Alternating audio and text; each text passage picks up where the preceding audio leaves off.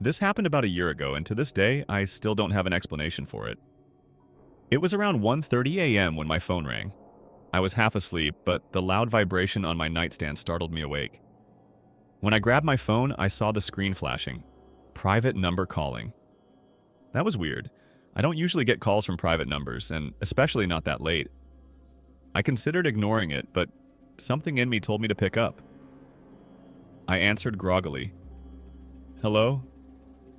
At first, there was only static. Faint, like someone was calling from a really bad connection. I said hello again, but then I heard it.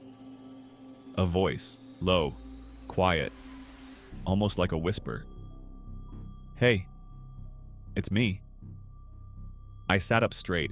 My heart started racing, but I wasn't sure why. There was something off about the voice, something familiar. Who is this? I asked. The static grew louder for a second. Then the voice came back, clearer this time. You know who.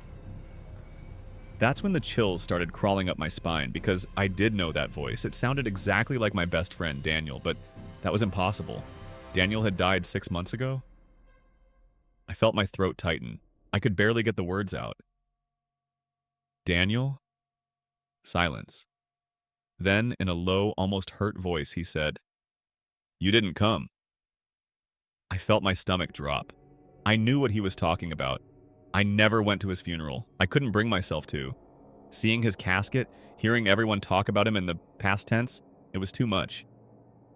I told myself I'd visit his grave eventually, but I kept putting it off. I swallowed hard. I'm sorry, man. The static got louder. The air around me felt heavier, like the temperature in the room had dropped. Then, in a voice that barely sounded human, he whispered, You should have come. And the call cut out. I stared at my phone, my hands shaking. I immediately checked the call log.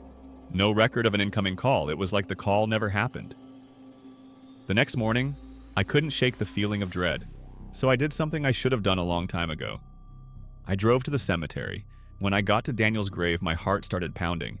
Someone had already been there. There were fresh flowers placed neatly against the headstone. But the thing that terrified me the most was the dirt. Right beneath his name in the freshly disturbed soil were 3 words, traced into the dirt like someone had written them with their finger. You should have come.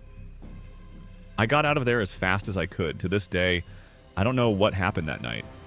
I don't know if it was really him, if someone was messing with me, or if my guilt was just playing tricks on me. All I know is, I should have gone to that funeral.